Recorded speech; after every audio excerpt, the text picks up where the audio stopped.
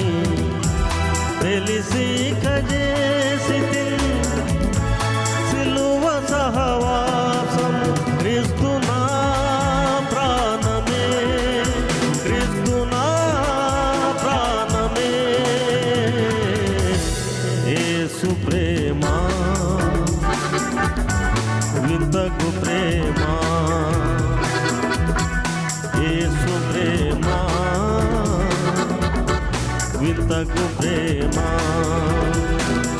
గానమే జీవితం పాడేనులే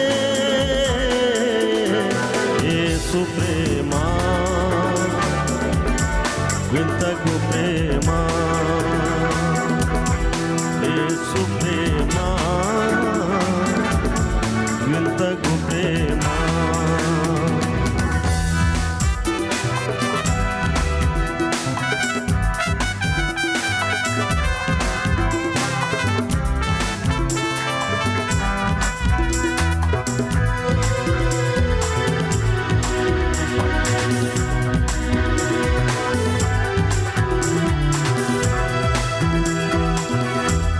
నా బలము ఆయనే నా కేడెమాయనే ఓ నా బలము ఆయనే నా కేడెమాయనే నా దుర్గమాయనే నాదు కొండాయనే క్రీస్తు నా ప్రాణమే ఆశ్రయం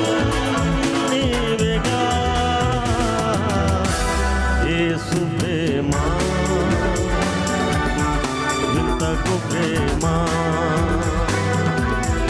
యేసు ప్రేమ వింతకు ప్రేమ గానమే జీవితం పాడేనులే యేసు ప్రేమ వింతకు ప్రేమ యేసు ప్రేమ వింతకు ప్రేమ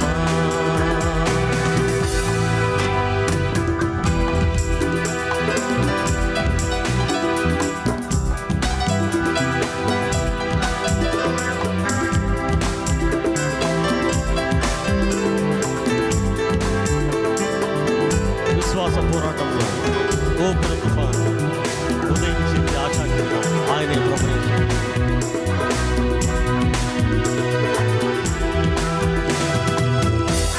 విశ్వాస పోరాటంలో ఓ పెను తుఫానులో, ఓ విశ్వాస పోరాటంలో ఓ పెను తుఫానులో ఉదయించే ఆశా కిరణం ఆత్మలో దైవము.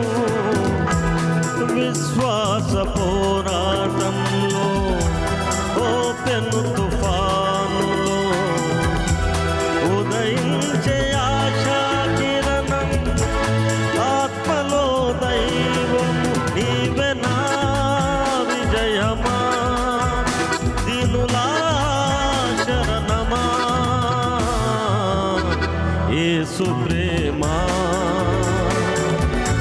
వింతకు ప్రేమా,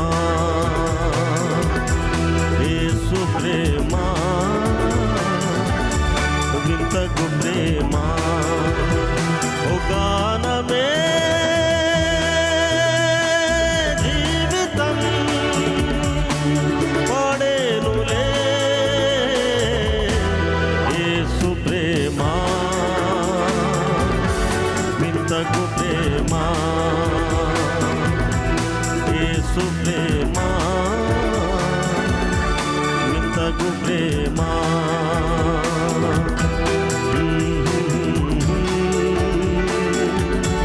లా లా లా లా లా.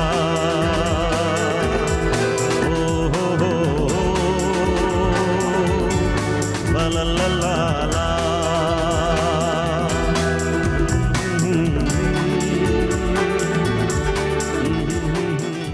దేవుడు మనకిచ్చిన రక్షణను బట్టి ప్రతి సమయంలో మనము ఆనందించవలసి ఉన్నది. మరలా చెప్పుదును ఆనందించుడి, మరలా చెప్పుదును ఆనందించుడి.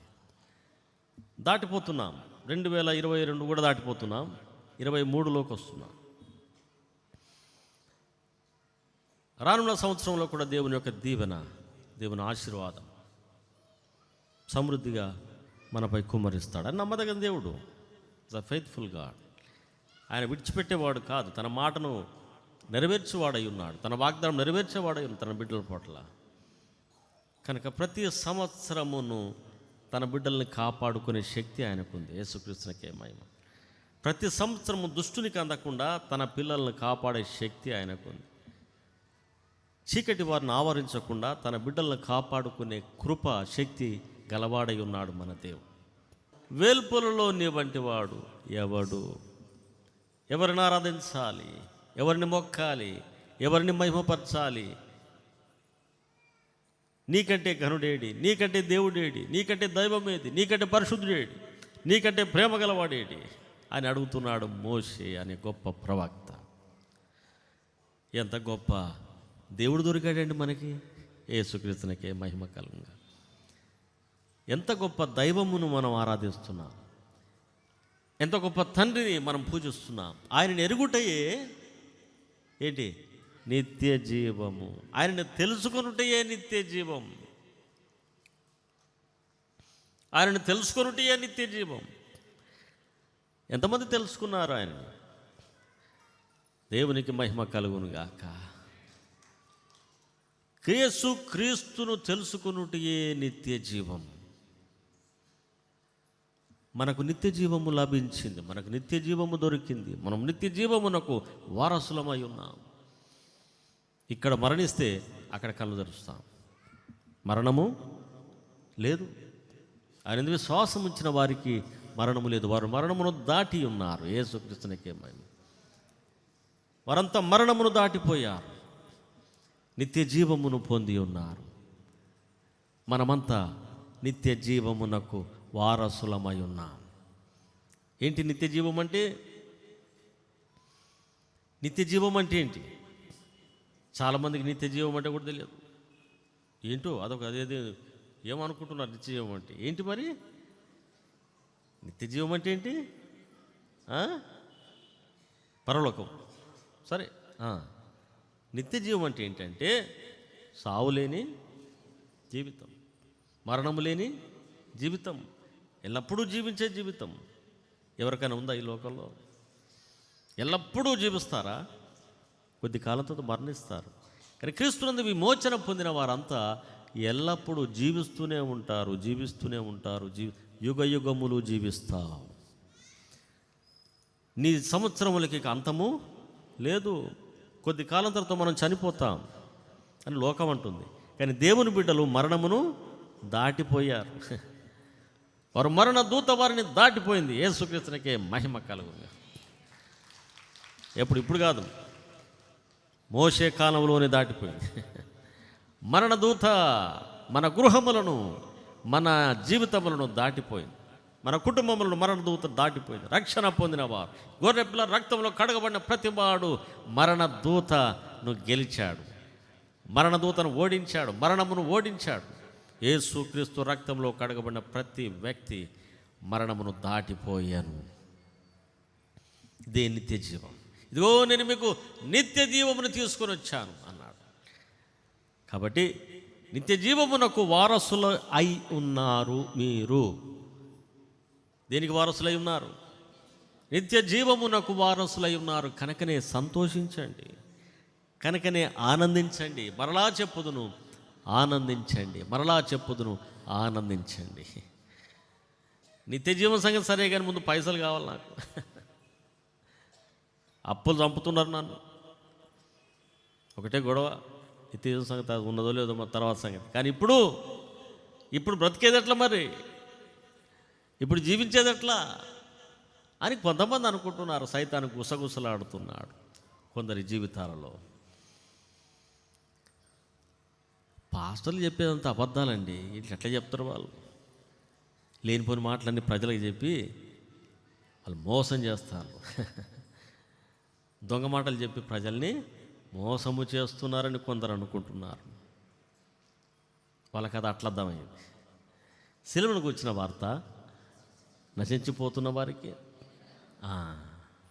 కానీ రక్షింపబడుతున్న మనకు, రక్షింపబడుతున్న వారికి అది దేవుని శక్తి. కనుక ఈ దినమున విధేయత, అవిధేయత రెండు విషయాలు ఉన్నాయి. ఇశ్రాయేలు ప్రజలు చూస్తే ఏమనుందంటే, చాలా మందిని దేవుడు రక్షించాడట. లక్షల జనాంగమును దేవుడు విమోచించాడు. వారిని ఒక్కరిని కూడా విడిచిపెట్టలే దేవుడు. అందరిని రక్షించాడట, అందరిని విముక్తి చేశాడు, అందరిని విడిపించాడు. అందరికీ ఆహారము, అందరికీ నీళ్లు, ఏ భేదం లేదు. దాంట్లో తిరుగుబోతులు ఉన్నారు, తిట్టుబోతులు ఉన్నారు, తాగుబోతులు ఉన్నారు, దేవుణ్ణి ఎగతాళి చేసేవారు ఉన్నారు, మోషేకి తిరుగుబాటు చేసేవాళ్ళు ఉన్నారు. కానీ వాళ్ళందరిపై, వారందరి ఇళ్ళ ముందు మన్నా కురుస్తుందట. వాళ్ళందరికీ బండ నుండి నీళ్ళని రప్పించాడు. వారందరికీ మధ్యన మేఘస్తంభము, అగ్నిస్తంభమును ఉంచాడు. వాళ్ళందరితో ఉంటున్నాడు దేవుడు. దాంట్లో రకరకములైన మనుషులు ఉన్నారు ఆ సంఘములో. కానీ దేవుడు వారిని విడిచిపెట్టలే, వారితో ఉన్నాడు. బైబిల్ ఏం చెప్పిందంటే, దాంట్లో అనేకులు దేవునికి ఇష్టలుగా ఉండకపోయిరి. అనేకులు దేవునికి ఇష్టముగా లేరు, బ్రతకలేదు. దేవుణ్ణి గాయపరిచిరి, ఆత్మను ఎదిరించిరి, ఆత్మను మరి అనుమానించిరి అని వాక్యంలో రాయబడింది. హెబ్రీయులకు రాసిన పత్రికలో ఉంది.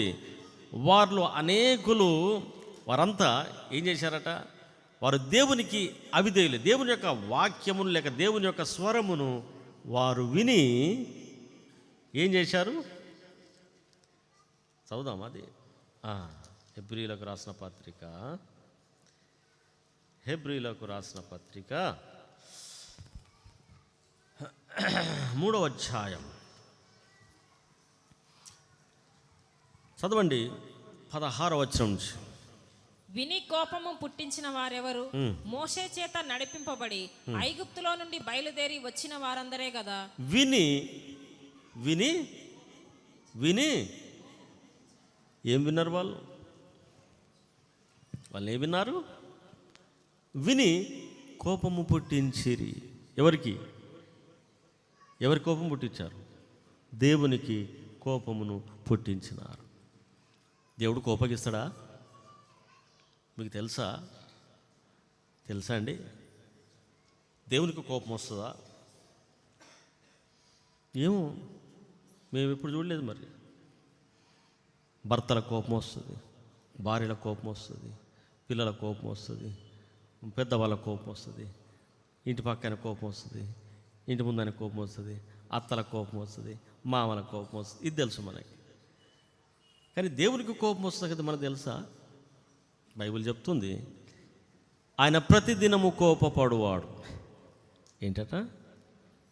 ప్రతిదినము కోపం వస్తాడు ఆయనకి. ఎందుకు?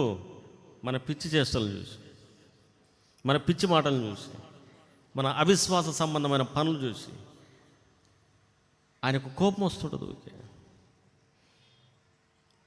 మన విశ్వాసము లేని కార్యములు, నీతి లేని పనులు చూసి దేవునికి ఊకే కోపం వస్తుంటుంది. కానీ బైబిల్ ఏం చెప్పిందంటే ఆయన కోపం వస్తుంది, కానీ ఆయన కోపము నిమిషం. ఆహా, ఆయన కోపం ఎంతసేపు ఉంటుంది? నిమిషం అంటే ఎంత? 60 సెకండ్. ఒక్కటి అట్లా తిరిగి ఇట్లా తిరిగే వరకు కోపం మళ్ళీ అయిపోయా. అరే ఎంత ప్రేమమయుడు ఆయన! తన బిడ్డలు కోపగిస్తాడు ఆయన, కానీ కోపం అంటే ఎంతసేపు ఉంటుందట? నిమిషం మాత్రమే ఉంటుంది దేవుని కోపం మన మీద. మళ్ళీ జాలి, మళ్ళీ కనికరం, మళ్ళీ ప్రేమ. యేసుక్రీస్తునికే మహిమ కలుగునుగా. వాటి మైటీ గాడ్ విస్సారు. ఎంత మహిమ గల దేవుణ్ణి మనము ఆరాధిస్తున్నాం. అయితే ఇశ్రాయేలు ప్రజలట, వారు విన్నారట, కోపం పుట్టిస్తున్నారు దేవుని. ఏమింటున్నారు వాళ్ళు? వారు ఏమింటారంటే ఆయన స్వరమును విన్నారు. ఏమింటున్నారు? ఊరికే దేవుని యొక్క ఆజ్ఞలు విన్నారట. మోషేతో దేవుడు స్పష్టంగా వారితో మాట్లాడటం విన్నారు. మేఘములో వారితో మాట్లాడటం విన్నారు. ప్రవక్తతో మాట్లాడటం వింటున్నారు. ఇదిగో దేవుడు ఇట్లా చెప్తున్నాడు, ఇట్లా చేయండి. దేవుడు ఈ విధంగా చెప్తున్నాడు, ఇట్లా చేయండి. దేవుడికి వద్దంటున్నాడు ఆయన, అది మానేయండి. ఇట్లా ఉండడం దేవునికి ఇష్టం లేదు, అది చేయకండి. వాళ్ళు వింటున్నారు. విని ఏం చేస్తారట? కోపం పుట్టిస్తున్నారు. ఎందుకు? చదవండి. ఎందుకు కోపం పుట్టించారు చదవండి. తన విశ్రాంతిలో ప్రవేశించకూడదని ఆయన కోపముతో చెప్పాడట. మీరెన్నడూ నా విశ్రాంతిలో ప్రవేశించొద్దు, నా విశ్రాంతిలో మీరెన్నడూ ప్రవేశించొద్దు. తమ ప్రయాసములు మాని వారు విశ్రాంతి పొందుతురు. ప్రకటన గ్రంథంలో బైబిల్ చివరిలో ఉందన్నమాట. మనమంతా చనిపోయినప్పుడు ఈ మాట చెప్తుంటారు అయ్యగారు. తమ ప్రయాసములు మాని వారు దేవుని సన్నిధిలో విశ్రాంతిని పొందుతారు. మన చివరి స్థితి ఏంటి? మన చివరి స్థితి ఏంటి? ఎక్కడికి వెళ్ళిపోతున్నాం మనమంతా? మన ప్రయాణం ఎటు? ఈ ప్రయాణం ఎటుపోతుంది? ఇది ప్రయాణం. ఇది ప్రతి వారం వస్తున్నారు, కూర్చుంటున్నారు, పాటలు పాడుతున్నాం, చప్పట్లు కొడుతున్నాం, మరి దేవుని స్తుతిస్తున్నాం, నేను వాక్యం చెప్తున్నా, నాకు అందిన వారికి ప్రార్థన చేస్తున్నా, పంపించేస్తున్నా, మళ్ళీ అయిపోయింది. మళ్ళీ ఆదివారం వస్తున్నారు, మళ్ళీ పాపలు కొడుతున్నారు, మళ్ళీ పాటలు పాడుతున్నాం, మళ్ళీ ఆరాధన చేస్తున్నాం, మళ్ళీ ఏదో చెప్తున్నాం వాక్యం, మళ్ళీ వెళ్ళిపోతున్నారు, మళ్ళీ ఆదివారం వస్తున్నాం. ఇట్లా సంవత్సరాలు గడిచిపోతున్నాయి. అయితే ఈ ప్రయాణం ఎటు? ఇది మనమంతా ఎటు వెళ్ళిపోతున్నాం? దేని కొరకు? ఇదంతా దేని కొరకు? ఒక పెద్ద ప్రయాణంలో ఉన్నాం మనం. ఇది మోక్ష ప్రయాణంలో ఉన్నాం. మన అంతం ఏంటట? విశ్రాంతి, రెస్ట్. ప్రయాసపడి భారం మోస్తున్న వారులారా, నా దగ్గరికి రండి, నేను మీకు విశ్రాంతినిస్తాను. మనిషి బ్రతుకుకి విశ్రాంతి లేదు. డబ్బులు సంపాదిస్తున్నారు, కోట్లు సంపాదిస్తున్నారు, ఇండ్లు సంపాదిస్తున్నారు, బండ్లు సంపాదిస్తున్నారు, పేరు సంపాదిస్తున్నారు, పొలాలు సంపాదిస్తున్నారు, వెండి సంపాదిస్తున్నారు, బంగారం సంపాదిస్తున్నారు. కానీ మనుషుల బ్రతుకులకు విశ్రాంతి అనేది పెద్దవాడు మొదలుకొని చిన్నవాని వరకు, మంత్రి నుండి కూలివాని వరకు ఎవ్వరికీ విశ్రాంతి లేని బ్రతుకులు. ఆరాటం, ప్రయాసం పొద్దున్న నుండి రాత్రి దాకా, రాత్రి నుంచి ఉదయం దాకా ఒకటే ప్రయాసం. సంపాదించాలా, ఎవరినో బ్రతికించాలా, ఎవరి కొరకో బ్రతకాలా, ఎవరినో ఉద్ధరించాలా, ఎవరినో బాగు చేయాలా, ఎవరినో సంతోషపెట్టాలా, ఇదే తాపత్రయం. మనుషులకు విశ్రాంతి లేదు. పెళ్లి చేసుకుంటే అయిపోద్ది, లేకపోతే ఒక్కొక్క పిల్లవాడు పుడితే అయిపోద్ది. ఆ రూట్ చాలామంది ఉద్యోగం దొరికితే అయిపోద్ది, ఇది పాస్ అయితే అయిపోయింది, ఇది ప్రమోషన్ వస్తే అయిపోద్ది, నా బిడ్డ పెళ్లి చేస్తే అయిపోద్ది, నా కుమారుని పెళ్లి చేస్తే అయిపోద్ది, ఈ ఇల్లు కడితే అయిపోద్ది అయిపోతుందా? మరి అది అయిపోగానే ఇంకోటి సిద్ధంగా ఉంటుంది. ఇది అయిపోగానే ఇంకో సమస్య వస్తుంది, అది కూడా నువ్వు తయారు చేయాలి. దాని కొరకు సిద్ధపడాలి, దాని కొరకు సంపాదించాలి, దాని కొరకు బాధపడాలి. చనిపోయే వరకు మానవుల బ్రతుకులకు నెమ్మది, విశ్రాంతి లేదండి. అందుకే యేసయ్య అంటున్నాడు, తమ ప్రయాసములన్నిటిని మాని నా బిడ్డలు విశ్రాంతి పొందుతారు. ఇక వారికి ఎప్పటికీ విశ్రాంతి, పనిపాట్లు లేవు. ఆడవాళ్ళకి పొద్దున్న లేచినాక ఏం కూర ఉండాలి, ఏం టిఫిన్ చేయాలి, ఏం పప్పు చేయాలి, ఏ కూర చేయాలి, ఏ పచ్చడి చేయాలి, పొద్దునే ఉండాలా, మధ్యాహ్నం ఉండాలా, రాత్రికే ఉండాలా, మళ్ళీ పొద్దునే మళ్ళీ రాత్రి కాగానే మళ్ళీ ఇడ్లీ పిండి నానబెడుతుంటారు, ఇంకా దోశలు నానబెడుతుంటారు, పిండి పిసుకుతుంటారు, కూరగాయలు రోజు పెట్టుకుంటారు పొద్దునకి. ఎన్ని సంవత్సరాలు ఇట్లా చచ్చిపోయేదాకా ఉల్లిగడ్డ కోస్తూనే ఉండాలి, నువ్వు చింతపండు పిసుకుతూనే ఉండాలా, టమాటాలు కోస్తూనే ఉండాలా. అరే ఏంటిది, నెమ్మది లేదా? ఏం బతుకులేవి? ఎందుకు పుట్టాం మనం? ఈ ఉల్లిగడ్డ కోయడానిక పెళ్ళిళ్ళు చేసుకుంది, చింతపండ్లు పిసుకడానిక, పిల్లల టిఫిన్లు కట్టడానిక? ఇదేనా సంతోషం? ఇయేనా బ్రతుకులు? మగవాళ్ళు ఏమంటాం, నా బతికేంది అసలు, నాది గాడిద శాఖర అయిపోయింది నాది. పొద్దున పోతే రాత్రి దాకా చేసి పని చేసి ఆడ చేసి ఇక్కడ పని చేసి ఇక్కడ పని చేసి అది చేసి ఇది చేసి ఎన్నో బాధలు పడి ఇంటికి రావాలి, మళ్ళా పొద్దునే వెళ్ళిపోవాలా. ఏం గాడిద చాకరీది? కొంత మొగోళ్ళు అంటాను, ఎందుకు పుట్టినండి అయ్యగారు అసలు నేను చేసే పని ఏంటి, నేను ఏం ఉద్ధరించినా? బతుకంత కష్టమే, బతుకంత పనే. ఎవరి కోసం పని చేస్తానా, ఎందుకు పని చేస్తానా, అది నాకే అర్థం కావట్లే. ఈ పోరగాళ్ళు పెంచాలి, నేను ఆ భార్యని పెంచాలా? ఎందుకు చేసుకున్నా నేను అసలు? పెళ్ళి ఎందుకు చేసుకున్నా? ఈ పిల్లలు ఎందుకన్నా నేను అసలు? పిచ్చిలేస్తాను చాలామంది, ఆలోచన చేసేసి అర్థం కావట్లే. ఎందుకు? రెస్ట్ లేదు, ఏం లేదు, విశ్రాంతి లేదు, ఏం లేదు. ఆడవాళ్ళకి విశ్రాంతి లేదు, మగవాళ్ళకి విశ్రాంతి లేదు. మరి పుట్టిండు ఒక బుడ్డోడు పిల్లగాడు, వాడు పుట్టి వానికి ఒక్క 5 సంవత్సరాలు వస్తూ చూస్తూ ఉంటారు, వాడికి ఎప్పుడు 5 సంవత్సరాలు వస్తాయా? 5 సంవత్సరాలు వచ్చి తీసుకుపోయి వాడిని తీసుకుపోయి జైల్లో జాయిన్ చేస్తాం. జైలు కానది ఏంది, బడి. వాడిని పోను కొట్టి అటు దాన్ని ఇది కూడా కూసబెట్టి వాడి కింద కూడా అలవాటు చేస్తారు.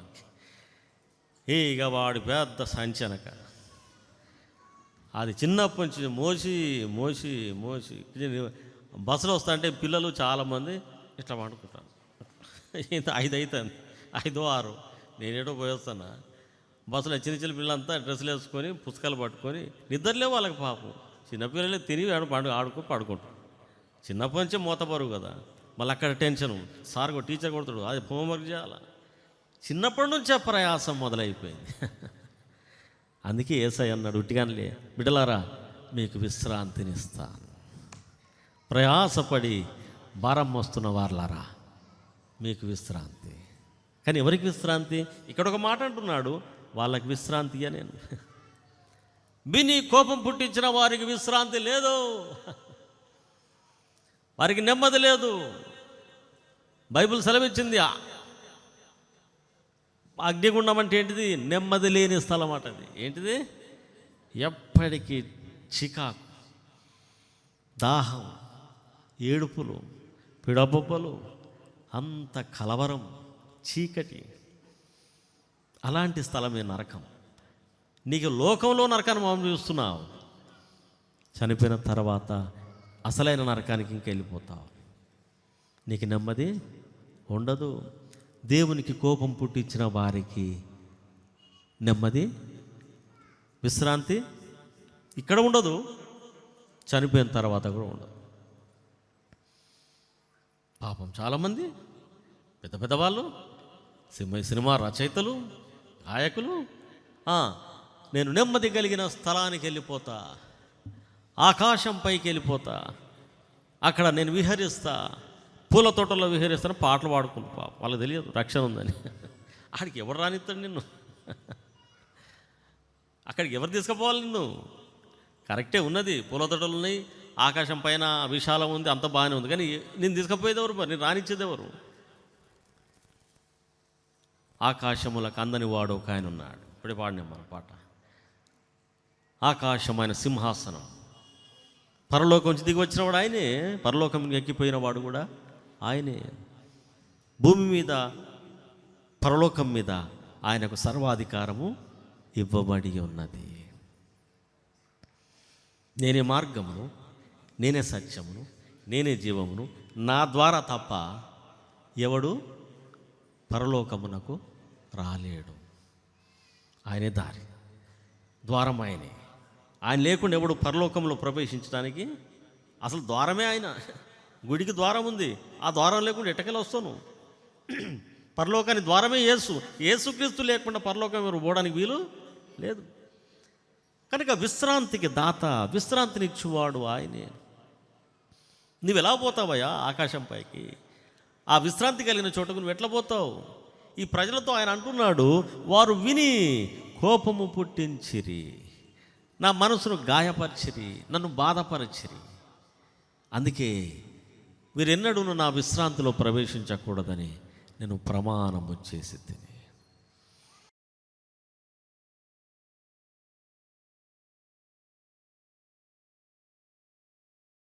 సర్వశక్తియో మిక్కిలి కనికరంగల పరలోకపు తండ్రి, మీ బంగారు పాదములకు స్తుతులు స్తోత్రములు.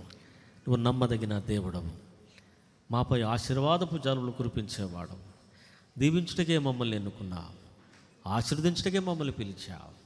యేసయ్యా, మంచి దేవుడవు నీవు, నమ్మదగిన దేవుడు నీవు. తల్లి కంటే తండ్రి కంటే మిన్నగా ప్రేమిస్తున్నావు. మా కన్నీళ్ళు తుడుస్తున్నావు, మా సమస్యలు తీరుస్తున్నావు, మా రోగాలు బాగు చేస్తున్నావు. నాయనా, నీ వంటి దైవాన్ని మేము ఎక్కడ చూడగలం? నీ వంటి దేవుణ్ణి మేము ఎక్కడ కనుగొనగలం? పరిశుద్ధుడా, నీ మెల్లనైన స్వరాన్ని మేము వింటున్నాం. మేము విని ఇశ్రాయేలు ప్రజల వలె కోపం పుట్టించక నాయన, నీ దీవెన ఆశీర్వాదాలు పొందే కృప మాకు దయచేయి. యెహోషువ కాలేబుల వలె, నీ ప్రవక్తల వలె, నాయనా సమూయేలు వలె నీ మాట వినగలిగే కృప చెవులు మాకు దయచేయి. ఆయన ఎంతమంది దుష్టుని పీడతతో ఎంతమంది పీడింపబడుతున్నారో వారందరినీ విడిపించండి. రోగాలు బాగు చేయండి, బలహీనతలు తొలగించండి. నరాల బలహీనత, నడి నెత్తి మొదలు అరికాల వరకు ప్రతి అభయాన్ని ముట్టి స్వస్థపరచు ప్రభా. ప్రతి రోగము తొలగిపోవాలి, ప్రతి బలహీనత తొలగిపోవాలి, ప్రతి నొప్పి తొలగిపోవును గాక. యేసు నామమున ప్రతి అవయవంలో స్వస్థత శీఘ్రముగా లభించును గాక. అవును, మా పాపముల కొరకు, మా రోగముల కొరకు దెబ్బలు తిన్నావు. నీ నామను ప్రార్థిస్తున్నాం. నీ రాజ్యమును గూర్చిన సువార్తను ప్రకటించాను ప్రభా. ఈ సమయంలో నీ బిడ్డల యొక్క రోగాల కొరకు ప్రార్థిస్తున్నా. ప్రతి రోగమును యేసు నామమున శపిస్తున్నా. దైవ శక్తి ప్రతి శరీరమును ప్రవేశింపి ఆ యొక్క రోగములను తొలగించును గాక. దయ్యములు వెళ్ళిపోను గాక, దురాత్మలు వెళ్ళిపోను గాక, రోగములు కలిగిస్తున్న చీకటి శక్తులు పారిపోను గాక. దేవుని బిడ్డలకు విడుదల ప్రకటిస్తున్నా. సంపూర్ణ స్వస్థత, సంపూర్ణ విడుదల ఇప్పుడే. ప్రతి తలనొప్పి మాయమైపోను గాక. యేసు క్రీస్తు పరిశుద్ధ నామమున బిడ్డలకు విడుదల యేసు నామమున కలుగును గాక. అయా, నీకు వందనములు, స్తోత్రములు.